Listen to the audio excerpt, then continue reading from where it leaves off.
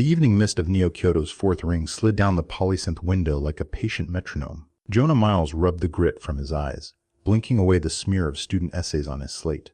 The unit's air system hummed on low, a constant hush beneath the city's countless LEDs. 3 months since Leora packed her 2 suitcases and a favorite mug, and the quiet still thundered. Not a dramatic quiet, a practical one.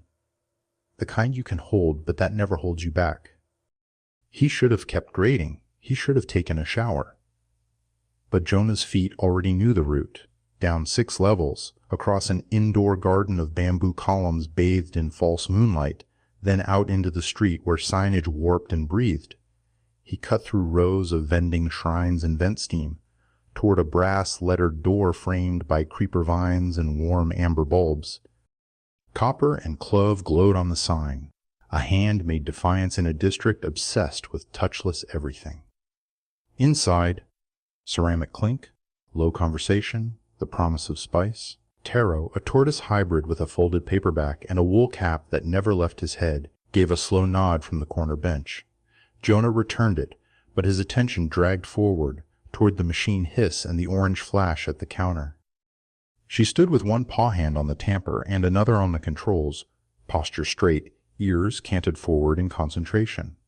Orange fur as saturated as autumn, long, sleek tail banded lightly at the tip.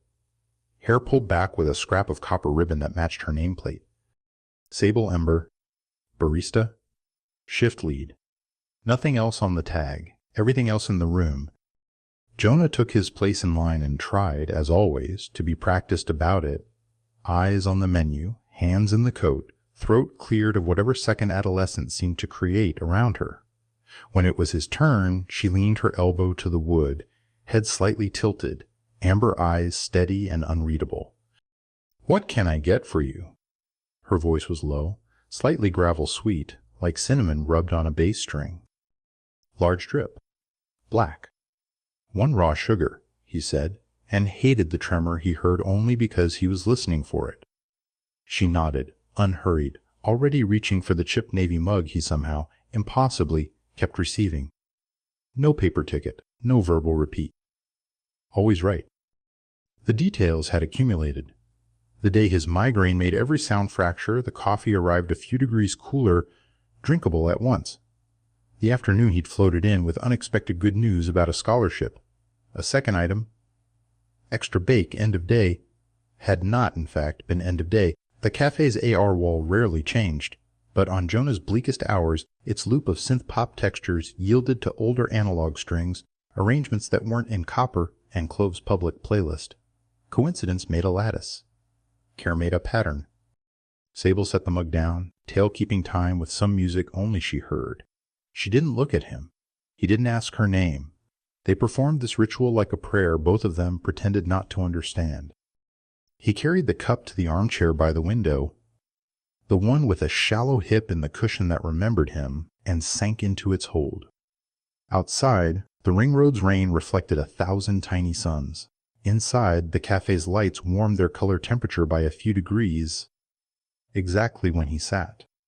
Perhaps the building's auto-sensors were sentimental. Perhaps someone was paying attention. He tried to grade. He failed. He watched the way Sable's ears tipped when a customer raised their voice, the way her whiskers tightened when the register lagged.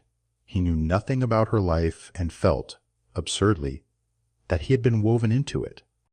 When he left that night, he set his mug down and said, "Thanks." This helped in the general direction of the counter. Sable didn't look up, but her tail, just at the edge of his sightline, stilled for a heartbeat. It was enough to carry him home through the rain. Friday was built wrong on purpose. Jonah's teaching schedule stacked heavy, 2 doubles, a lunchtime monitoring duty, and, after the final bell, a parent conference with Ren Albright, a venture builder with an appetite for meetings that crushed oxygen. Jonah set out the portfolios, the grade plots, the notes about progress and curiosity. Ren arrived wearing a suit like a threat. "I'll be direct," Ren said, skimming while not reading. "Miles, your curriculum's charming. History matters. Context matters. But my kid's next quarter depends on delivery, not sentiment. Raise the grade." Jonah explained the rubric, the evidence, the trend lines, the missing work. Wren's smile thinned. You're an expert in yesterday. I invest in tomorrow. Don't be small because it's safe. The scalpel hit. Copper and Clove's sign was a lighthouse. He pushed through the door late enough that both baristas on duty glanced up. Sable Ember's eyes widened. Just a fraction. As they took him in, damp hair, tired shoulders, the kind of expression that sinks a person halfway into their own coat. What can I get? She started, and then, for the first time, stopped. Not a stumble. A decision. Sable turned away before he answered. She assembled a mug he didn't recognize, steam fragrant with clove and something floral, then set it down. We're testing a night blend, she murmured, as if reciting a line she didn't believe. On the house. Jonah stared at the drink, at the steam drifting like a hand toward his face. At the counter, Sable scrubbed a clean patch to gleam. Every line of her body was control. Every line strained. He lifted the mug. The taste was warm and clear and grounding, like stepping from noise into a room with a rug and a lamp and a friend you trusted enough to be quiet with. Thank you, Sable, he said, voice catching on gratitude, pulling her name into the open air. The crack was audible only to him, the moment her gaze snapped to his, the unarmored look that lived beneath the professional glaze. It wasn't pity. It was a flare of alarm and something like resolve. Then the mask. There was a mask, then, sealed back with a click. She managed, turning away. Jonah carried the calm blend to his chair. He didn't grade. He watched loyalty move like a shadow along the cafe's back wall. On his way out, he noticed the latch on the back office door had a dent as if something hard had met it too fast. He told himself not to notice. He noticed anyway. He discovered what fear smells like when he came back after closing because he'd left his teaching slate under the window. The street was blue-black, the LED signs muted, the rain thin and cold as thread. Copper and Clove's interior lay dark as a held breath. The front door gave when he tried it. Inside, shadow and the after scent of cinnamon. And under it, a metallic tang like a memory of blood. The sliver of light beneath the office door snagged his attention. Then the voices. A hush trying not to split. Sable. Low, tight, stripped of irony. It wasn't a missed payment, Cade. The reply was a whisper that rasped like dry leaves dragged over stone. I never said missed. I said outstanding, Ember. Between what you owe and what you can deliver, there is a shape. We are measuring it. My patience has an edge. Cade Saren. Jonah knew the name from stories the district told itself to enforce curfews. Saren controlled the gray quarter with a ledger and a smile. It occurred to Jonah, late and too loud, that people like Saren didn't exist without invitations from polite society. Sable's breath shook once, then steadied. Someone sabotaged the stasis carriage. Solar amber pollen spoils when the fields flicker. That isn't failure. That's a hand in a pocket that isn't theirs. You will please me more, Saren said, by paying your debt than by describing it. Jonah's instinct insisted on retreat. His legs overruled instinct just enough to slide him toward the window table. There, his slate, face down on the wood. He slid it up, hugged it close, tiptoed the distance to the door with the kind of care that thinks itself invisible. As he palmed the handle, Saren's voice thinned to a needle. Your human regular is a habit, not a customer. Habit makes rhythm. Rhythm makes pattern. Pattern makes leverage. Consider that the next time you smile at him. Jonah eased the door shut and let the outside swallow him. He walked home with his slate warm against his ribs. He didn't sleep. When he closed his eyes, he saw Sable Ember standing in a room with the lights on and a debt like a set of jaws. Cowardice would have been easy. Jonah tried it on in the shower, then in a long stare at his apartment's blank wall. It didn't fit. He woke on a kind of decision. Copper and Clove at noon was a wash of warmth and citrus and human noise. Jonah stood in line and rehearsed a single sentence until it didn't sound like someone else's mouth. When Sable turned from the machine with his navy mug, He leaned closer than he ever had and spoke at a volume that would fall and die before it traveled past the register. "I left my slate last night," he said. "I came back for it." I overheard Katie Saren. The mug sat down hard enough to splash. Sable's whiskers flared. The fur at her forearms lifted like a static halo. She leaned in, voice so flat it swallowed meaning. "You heard nothing. You were not here. If you were, you will not be again. Forget this." Jonah met her eyes and, carefully, didn't back away. That's in order to keep me safe. He wasn't sure which thought pried a reaction from her, the stubborn logic or the use of we. The iron in Sable's posture slackened a fraction. Something wary moved in her gaze and didn't leave. When she spoke, the bite in her tone had less venom and more bone. "What are you proposing, teacher?" "My name is Jonah," he said. "I don't know how to fight Saren. I know how to map a mess. If someone sabotaged your shipment, someone had motive and access. We don't pay a debt we don't owe. We prove the sabotage and slide the bill across the table to the hand that reached into your pocket." Her laugh was one note, sharp and humorless. "Saren isn't a table. He's a cliff." "Then we make our own table," Jonah said. "Neutral ground, a room he respects. There are rules for everything, even gravity." Silence stretched thin between them. Sable studied him as if he were a menu written in a language she understood but distrusted. Finally, she tipped her chin. "I close at 10. We start then." Her tail flicked once, a punctuation mark. "Don't be late, and don't be brave when being careful would do." Copper and Clove at 2205 had echo. Taro's corner sat vacated and neat. Chairs upended on tables leaned like folded legs. Sable let Jonah in by the service door and slid the bolt, the motion smooth and muscle memory deep. She wore the same green apron with a pen clipped to its pocket. Her ribbon had been exchanged for a leather tie. Up close in the empty cafe, Jonah noticed tiny flecks of coal in the orange along her cheekbones, and the way her claws clicked once on the wood before she tucked them. "We start with a list," Jonah said, flipping his slate open, pulling a stylus from behind his ear. He drew 3 circles. Means. Motive. Opportunity. Who has the means to flip a stasis field at the port? Sable hopped onto the counter, tail curling against her calf. Everyone if their pockets are deep, and half that if they have a friend who likes favors. Dock crew. Systems techs. Freight auditors.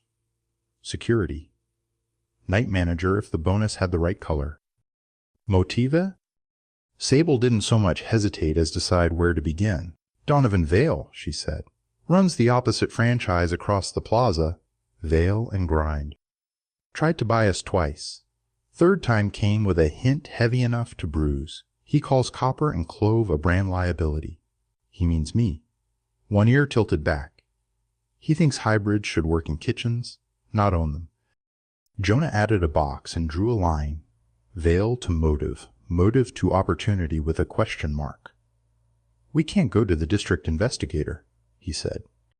Sable tilted her head. "Because the first thing they'll do is ask why Saren's name is on our loan. And the second thing they'll do is drop their voice to a whisper if it wasn't already there." "Right?" Jonah exhaled. "So we confirm the sabotage, link it to Vale. Then we request a meeting with Saren somewhere he won't make a mess to keep clean. We present the evidence as the better ledger." Sable's mouth curved, not a smile. "A show of teeth the size of optimism. You think like a thief who grades essays," she said. "I know a place. The Hush Lantern. No weapons. No drama. The owner keeps the rules with a broom and a blacklist." Jonah underlined the name. "We'll need proof. Not a story. Something that shows a credit flow or a hand on a switch." Sable dropped from the counter and snagged her jacket. "I'll introduce you to Kale. Don't stare at his eyes. They're new this month, and he's proud. He can find a thread of data in a flood." They stepped out into a rain that stitched the district together, and Jonah matched his stride to Sable's, noticing how her ears drank the street sound and sorted it into safe and not. Beside her, he realized, the city felt briefly, blessedly honest. The night market under the canal bridge was a sleeve of electricity, stalls neon-edged, scent lines competing, ginger oil, motor grease, fried dumpling steam. A ferret hybrid in a patched coat sat on a rolling stool beneath a canopy of cables. His irises were rings of liquid chrome rotating slowly around pinprick pupils. "Kale?" Sable said, respect without warmth. "We need a ripple." Kale showed teeth at Jonah that said, "I will sell you a secret if you bring your own," and rolled nearer. "I saw a cargo damper hiccup 3 nights ago," he said without preamble. Hiccup made rotten dust out of something pretty. I thought, huh. Kale's ears flicked. "Who paid whom?" he corrected automatically, then grinned. "Don't bite. I like words." Security cam swapped in the loading stripe. Night manager's code used for the swap. Bonus ripple landed in 3 Dockers wallets from a node that screams, "Don't look at me." When a thing screams that, I look. The node's name is Alder Ledger LLC, which is like calling yourself absolutely not Donovan Vale Incorporated. Jonah made himself breathe slowly. "Can you package that as a packet?" "Timestamps, transaction hashes, the cam swap line. With your watermark." Kale drummed claws on plastic. "I can wrap it in a bow and a poem, but I want." He considered Sable's face and backed away from whatever his first want had been. 10% of the debt reduced. I like living places where Sable makes the coffee. Sable raised one brow. "You'll get a free drink if I live."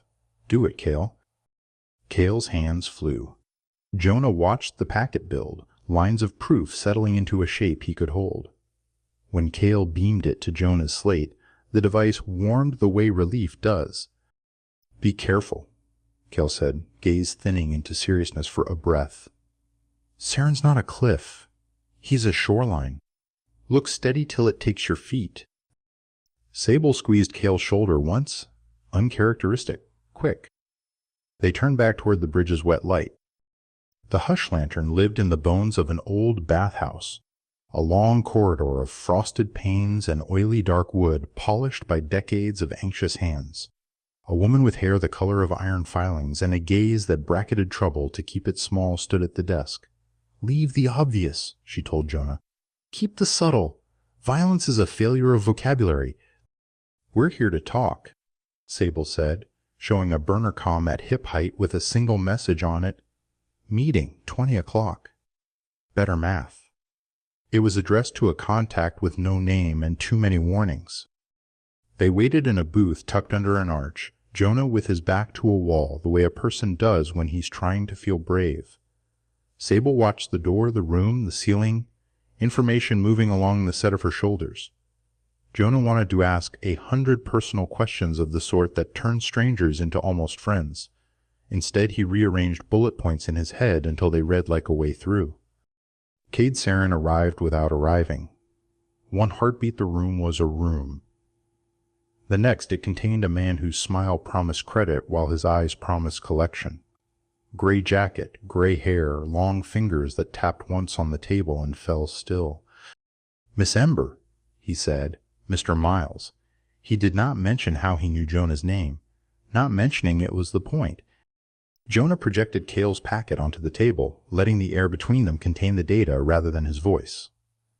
The transactions rolled. The cam swap showed a gloved hand and a fake timestamp. The shell company's filings resolved into the legal equivalent of a wink. Jonah spoke in a voice he saved for first days of class. "The pollen spoiled because someone spoiled it," he said. "This is not your debtor. This is your thief. Donovan Vale." Saren's attention did not move. It reconfigured.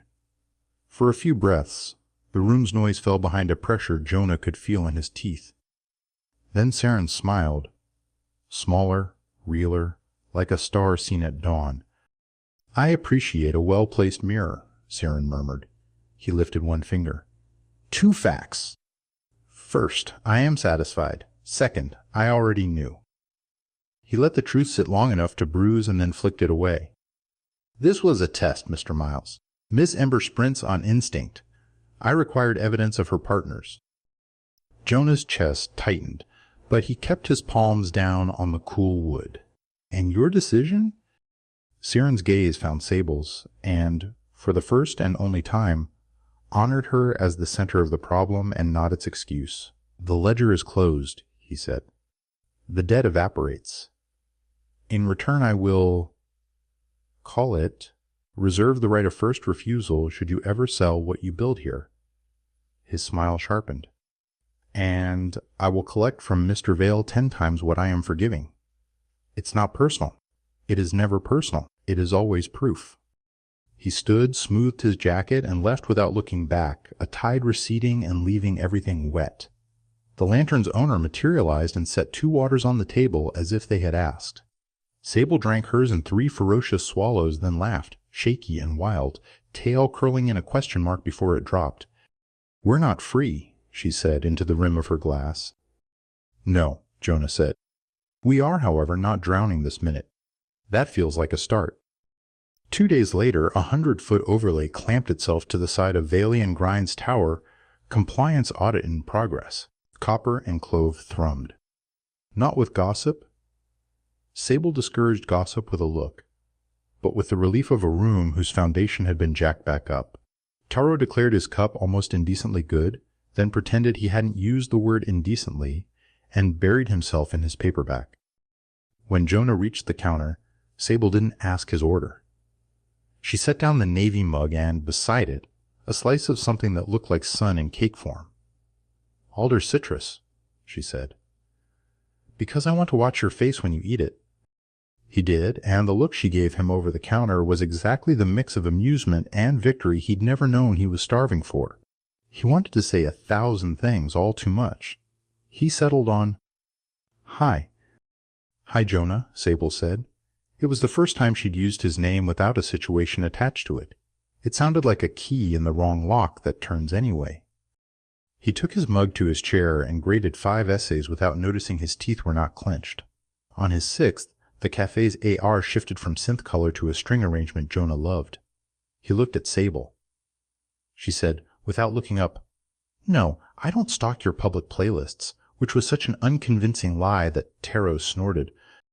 The day was simple in the way hard-won days are: coffee poured, plates cleared, laughter warming a corner. At close, Sable locked the door, then turned, ears lowered not with fear, but with something else new and shy. Stay, she said. Talk with me while I wipe down the world. They talked, about the way the ring's artificial dawn always smelled like dust and lemon oil, about Sable's grandfather who had built the counter by hand and insisted on finishing nails anyway, about Jonah's favorite lesson, the one where students needed 3 sources and a field trip to a market to understand why salt once paid soldiers. Sable's laughter arrived late and then often. When Jonah left, the street felt less like a stage and more like a road. After crisis, routine resettles, but it resettled differently. Jonah noticed small edits. A new plant on the sill that looked like a little green hand waving a sign that read People First, Wireless Second in Sable's scrawl. Taro's upgrade to the big table on Tuesdays because my shell remembers that stool too well. Sable stopped pretending he was a ghost. She leaned across the counter sometimes to tell him that an old man had argued with a teenager about the superiority of bean origins, and together they had invented a truce called Whatever You Like. She asked Jonah what book he had brought, and then pretended to be appalled that he had, once, liked a popular science book with a silly cover. The city, ever helpful, provided reminders. A data burst on the ring's public boards traced a set of shell companies back to Vale, and then stopped at the name Aurelia Bank, a wall so glossy it doubled as a mirror. The comments yowled. Investigators shook hands with cameras. Cade Saren's name never appeared. Sable and Jonah both slept better and woke sharper. One wet morning, a familiar stranger arrived in copper and clove with rain on her coat and ambition in her posture. Leora. Jonah felt his body register her before his mind attached words. It was like watching a memory walk around with a new haircut. She scanned the cafe the way a portfolio does, noted the line, the light, the behavior of a tail at the counter. Jonah, she said. The shape of his name changed long vowels into a formality. You look well. He had expected sting. Instead, he felt a transparency, as if someone had lifted a layer of film he hadn't noticed over his eyes. He gestured to the chair opposite his. Coffee? He said. Sure, Leora replied, and turned toward the counter. Sable arrived first, set a black mug before Jonah and a glass of sparkling water in front of Leora without being asked. She leaned down, placed a small kiss at the corner of Jonah's mouth like punctuation on a sentence they had been writing slowly, and said, Great nice papers today. Leora stopped mid-step. Her smile recalibrated to something Jonah didn't have a name for. She said something polite he barely heard and left without coffee, which might have been a tragedy once. It felt like accurate data now. Sable watched her go, then looked back at Jonah with an expression that held mischief and assessment and the steadying joy of having chosen rather than drifting. They didn't make a declaration. They made a series of decisions small enough to hide in daylight. Jonah began to walk Sable home when the cafe closed, the route cut under a tangle of light rails and through a patch of real grass where city children learned, briefly, that dirt exists. She wore his jacket once, because the rain was colder than it looked. She returned it at the cafe door the next afternoon, folded square, smelling softly of cardamom and new paint. They learned each other's weather. Sable, it turned out, loved an obscure subgenre called glowfolk, alien woodwinds, and electric hum, songs that made Jonah want to stand in the middle of a room and turn very slowly. Jonah admitted to owning an antique recorded on an instrument older than the city who housed it. Sable rolled her eyes and said, Bring it. He did. The cafe closed one night to the sound of notes the air hadn't carried in decades. The district's understory didn't vanish when the story's arc crested. K-Day Saren sent no messages and 4 messages at once. Random deliveries of spices that hadn't been ordered, notes left with nothing on them but a pencil line that would be, if you lined it up with last month's pencil line and the month before's, a graph of patience. Sable saw them all and filed them in a binder marked continued breathing. When Sable finally took Jonah's palm and put it on the counter where her grandfather's initials were burned into the wood, she said, softly, This is what I defend. Not myself, not debt, not even the recipes. This. Jonah nodded. The kind of nod a person uses when all other words are ceremonial. He covered her hand and watched the cafe lights move in her eyes. On a night like that, someone else might have demanded promise. Jonah, who graded arguments for a living, asked instead, What do we build? Sable's tail curled, considered, uncurling into an answer. Something seed sturdy, she said. Something that doesn't tip when a man with a ledger walks by.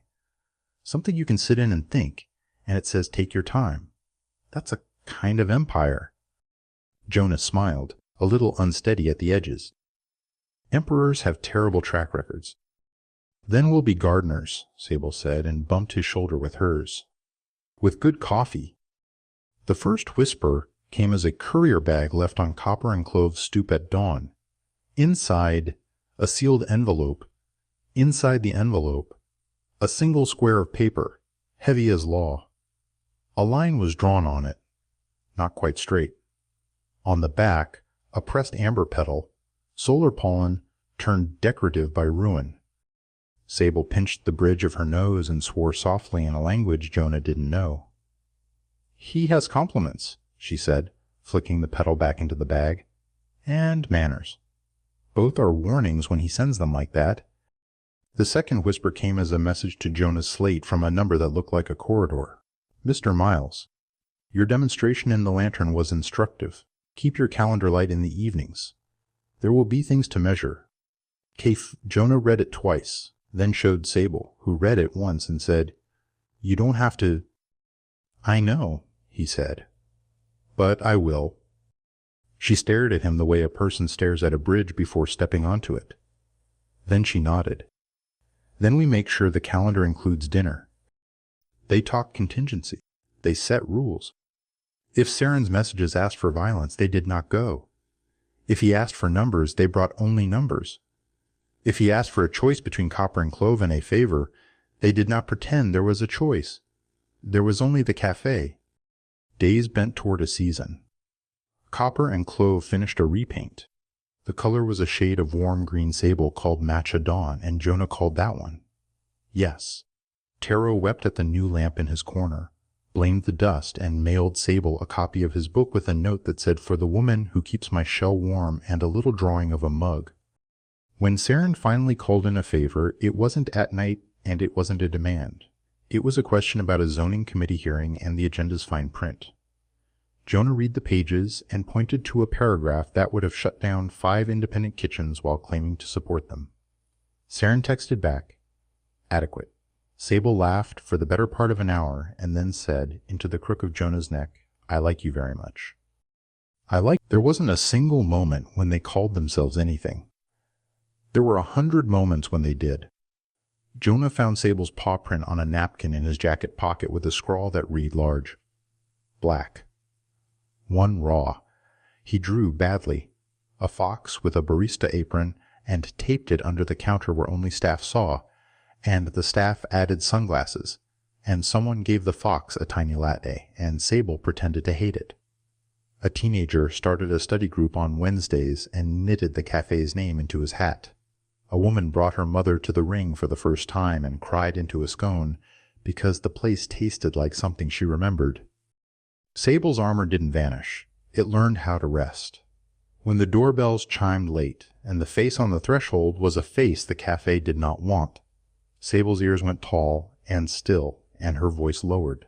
Jonah learned where to stand and how to hand a mug so that it looked accidental and was not. Life's choreography redrew itself around each other's footsteps until the dance was simply how they walked. On a night when the rain had given up and the city steamed quietly, Jonah stood on the customer side of the counter and watched Sable lock the door. She turned and leaned on the wood where her grandfather had burned his initials, and he stepped in because there was no question left in his body about what to do when she made that shape with her shoulders. She rested her forehead against his. Her whiskers tickled. He laughed into the space between them. "You never ask me what I want anymore," he said. Sable smiled, slow and wider than he had ever seen. "That's because I decided to be honest," she murmured. Her eyes were amber and uncomplicated and very near. Large. Black. One raw. "And?" he asked, because teasing had become one of the currencies they used. "And you," Sable said, as if she were checking a box on a list she had already completed. "Every day you walk through that door and make this room more itself. That is my order." She kissed him then, not the frightened rush lantern kiss of surviving, but the long, wry, grateful kiss of two people who had wasted just enough time to know better. Outside, the ring sent a distant train across the bridge, its lights sliding along the river.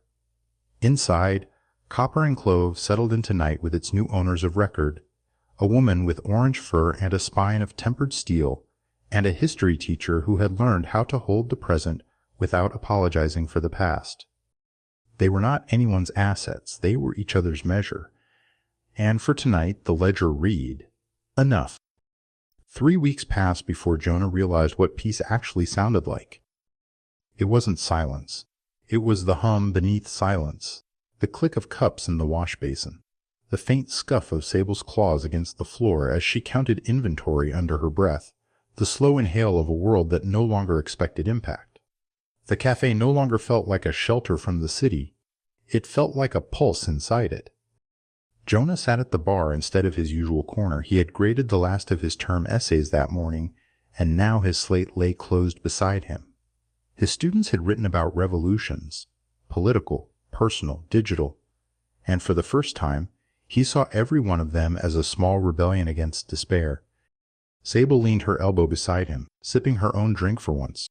"Every time you stare off like that," she said, tail flicking lazily, "I can hear essays forming." Jonah smiled.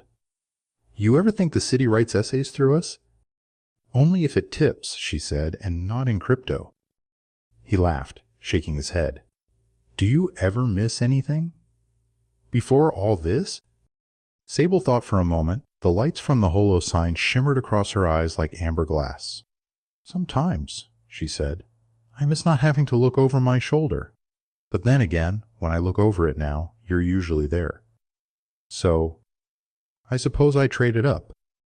Jonah studied her profile, the careful grace in her words, the way humor masked sincerity and sincerity refused to hide forever. You know, he said softly, you saved me, too. She blinked. You were never in danger. Jonah shook his head. That's the thing. I was just not the kind that leaves bruises. Sable opened her mouth to reply, but the cafe bell interrupted, a soft chime that carried an edge, the kind of sound that cuts through routine. A delivery drone hovered in the doorway, its casing polished obsidian, wings humming like quiet menace. A single card was clipped to its front, marked only with a geometric symbol, a spiral, inked in silver. Sable's ears flattened. That, she muttered, is not from Saren. The drone lowered the card, scanned Sable's tag, and projected a voice in a tone too smooth to be organic. To the proprietor, Jonah exhaled slowly. You've got to be kidding me, he murmured. Sable rubbed her temples. Aurelia Bank, the one behind Vale Shell Companies, the sharks behind the shark. Why us? Jonah asked. Because Saren made us visible, she said, bitterness creeping in. We embarrassed a man they financed. Now they want to measure their investment's damage. Jonah set down his mug, his calm deliberate. Then we measure back. Sable met his eyes. You realize they don't play at our scale. I'm a teacher, he said. I make people pay attention with nothing but chalk and timing. For a long beat, her gaze searched his face, weighing fear against trust. Then, with a resigned sigh and the faintest flicker of a smile, she said, Fine. Midnight, Dock 47. But if I tell you to run, you run. The docks at midnight were a cathedral of fog and echoing steel. Cargo crates stacked into cliffs. Floodlights bled through the mist like nervous ghosts. The city's pulse was distant here, muted and irregular, as if afraid of being overheard. Sable's fur shimmered under the industrial lights, every strand edged in orange fire. Jonah walked beside her, heart steady, mind rehearsing the logic of every potential threat. He had spent his adult life teaching patterns. Tonight, he prayed that understanding them was enough to survive one. They reached the end of the pier. A figure waited there, tall, androgynous, dressed in a coat that shimmered like oil on water. Eyes metallic gold, reflecting more light than they took in. Miss Ember, the figure said, voice echoing slightly, like it came from several mouths at once. Mr. Miles, I am Aurelia, or at least one of its voices. Sable's stance shifted, defensive, calm. If this is about Vale, he's gone. You can collect from his ghost. Aurelia smiled faintly. Not about Vale. About you. Jonah frowned. You've got the wrong target. On the contrary, Aurelia said, stepping closer, you two created something rare, leverage without violence. Proof that currency can be narrative. You altered Saren's ledger by story alone, and we are very interested in that. Sable's tail lashed once. So this is recruitment? Partnership, Aurelia corrected. Aurelia Bank intends to rebuild the district's commerce under a more curated equilibrium. We could use an institution like Copper and Clove, neutral, trusted, human enough to be endearing. Jonah folded his arms. You want us to launder legitimacy. The smile didn't falter. Such a cynical term. We prefer share stability. Sable took one step forward, her voice low and dangerous. We're not for sale. Aurelia's head tilted. Everything is. Even defiance. Especially defiance. Jonah's voice was quiet but firm. Then you'll have to bankrupt us. For a moment, the air itself seemed to pause. Then Aurelia's eyes narrowed, gold turning molten. I see why Saren kept you alive. The fog pulsed, a strange shimmer, like heat. Jonah realized too late that it wasn't weather. It was a swarm of nanites emerging from the mist, glimmering silver gray. Sable moved first, grabbing Jonah's hand. Run? They sprinted down the pier as the swarm surged forward like a living tide. Jonah heard the hum of electricity, smelled ozone, felt the static crawling up his arms. Sable vaulted a crate and dragged him into an access tunnel, slamming a gate behind them. The swarm hit the metal with a crackling hiss, scattering into sparks. For a moment, only their breathing filled the dark. "Still think I shouldn't tell you to run?" she panted. "Point taken," Jonah said, clutching his side. "But now they know we said no." Sable's smile returned. Wild, sharp, alive. "Good. Let them know we meant it." By morning, Copper and Clove was no longer just a cafe. It was a symbol, whispered through the ring, shared through encrypted networks and street art. A place where no corporation, no syndicate, no algorithmic banker could dictate worth. People came not just for coffee, but for belonging. Sable watched from the counter as a pair of dock workers shared stories with a group of students, while an old hybrid musician tuned a handmade guitar in the corner. The air smelled of cinnamon, cardamom, and quiet rebellion. Jonah stepped beside her, holding 2 mugs. "You know this can't last forever," he said softly. "I know," she replied. "But that's the beauty of fire. It doesn't last. It transforms." He looked at her, the flickering reflection of flame in her eyes, the quiet steadiness in her stance. "You really are your name." Sable smiled. "And you're the one who taught me how to read my own story." The city hummed outside, the sound of systems rearranging themselves. Somewhere in the distance, a new message waited in the cafe's inbox. "The rain didn't stop that week. It didn't pour," it whispered. A constant shimmer across neon surfaces, as if the city were trying to speak through every puddle and pane. Jonah had almost grown used to it when the static began.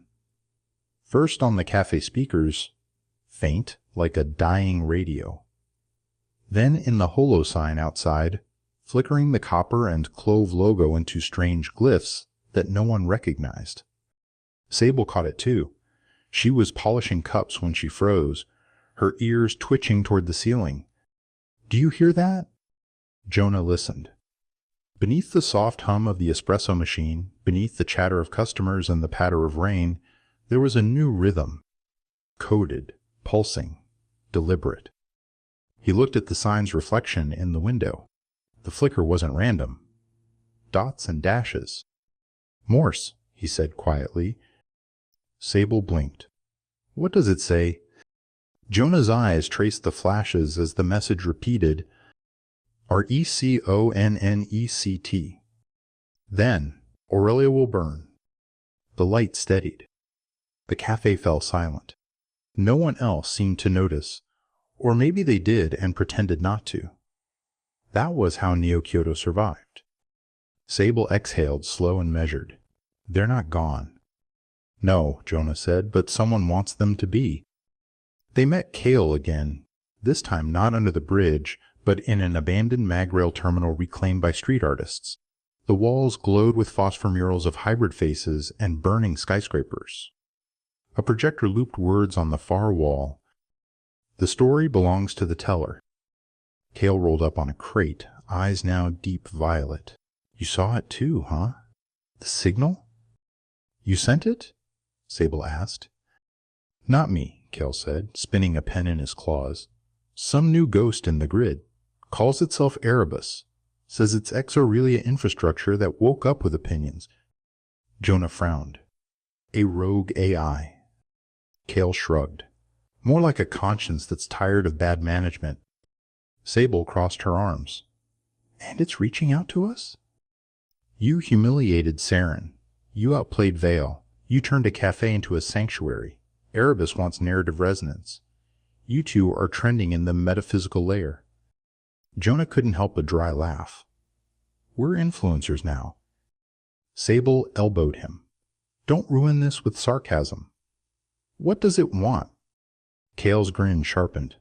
"To leak everything. Aurelia's shadow accounts, Saren's puppet strings, every transaction that pretends to be charity. But it needs a physical anchor, something off-grid, something human enough to tell the truth." He pointed at them, at Copper and Clove. By nightfall, the cafe had become a command center. Jonah had locked the doors, Sable dimmed the lights, and powered down the public AR feed. Kale's holodrone hovered over the counter, projecting streams of encrypted data like auroras in miniature. Jonah read the patterns scrolling past. These are donation ledgers, municipal bonds, loan revisions. Aurelia's been manufacturing philanthropy as a smokescreen. Sable's tail flicked sharply. So they play gods with better branding. Exactly, Kale said. Erebus wants the world to see the pattern, but once it starts the upload, they'll trace it. We'll have maybe 10 minutes before the grid hunts back. Sable looked at Jonah. If this goes wrong, he finished her thought, we lose everything. She nodded. Then, after a beat, worth it. He smiled. Not bravely, but honestly. Then let's tell the truth. They connected the uplink through the cafe's old analog espresso console, a relic from before smart systems. The signal would travel through the same copper lines that gave the cafe its name. When Jonah flipped the final switch, the lights flickered. For a second, the hum of the city seemed to listen. Then came the voice. Soft, layered, human and not. I am the consequence of silence, said Erebus. And you are my translators. Data began to flow, millions of hidden accounts unraveling into light. The cafe's glass shimmered with ghostly maps of the city's corruption, donations feeding debt, debt feeding power. Outside, the rain turned gold. They had 6 minutes before Aurelia reacted, 5 before the grid sealed, 4 before Kale's drone started overheating. Sable worked like a storm, patching, rerouting, snarling commands into her wrist console. Jonah read off decrypted coordinates, voice calm, hands trembling only when she wasn't looking. Then, the cafe door exploded. A drone, heavier than any courier, crashed through the entrance, spinning blades shedding neon rain. Its eye glowed Aurelia gold. Shut it down, Kale shouted. Sable vaulted the counter, grabbed a steel thermos, and hurled it into the drone's sensor. Sparks flared. Jonah slammed the emergency breaker, plunging the cafe into semi-darkness. The upload timer blinked. 2:03, 1:59. The drone fired a shock pulse that sent every glass in the cafe flying. It was applause. Kale's drone projected Erebus's voice once more. The ledger is rewritten. The upload completed. The cafe lights steadied. The hum of the city changed pitch. Less metallic. More organic. Jonah collapsed into a chair, breath shaking. Did we just... Sable grinned, chest heaving. Yeah, we just told the truth. Morning came with sunlight rare enough to be rumor. The rain had stopped. The neon seemed gentler, as if the city itself had exhaled. News feeds were flooded, not with outrage, but awakening. Screens in every district displayed the same sentence, "The story belongs to the teller." People whispered it in markets, wrote it on walls, sent it across networks. Aurelia's executives vanished from the grid one by one, their accounts frozen, their influence fractured. And Copper and Clove? It became myth. Some said it was burned down that night, its ashes spelling truth in smoke. Others swore it still existed, hidden behind a password, serving coffee to anyone brave enough to ask the right question. But those who had been there, who had seen the rain turn gold, knew the truth. The cafe still stood. The bell still chimed. And behind the counter, a fox-eared woman with a voice like amber still smiled at the next lost soul who wandered in. Large black, she'd ask softly. One raw? And sometimes, when the light hit the glass just right, you could almost see Jonah at the window, writing something new. A map, not of debts or data, but of how stories save people.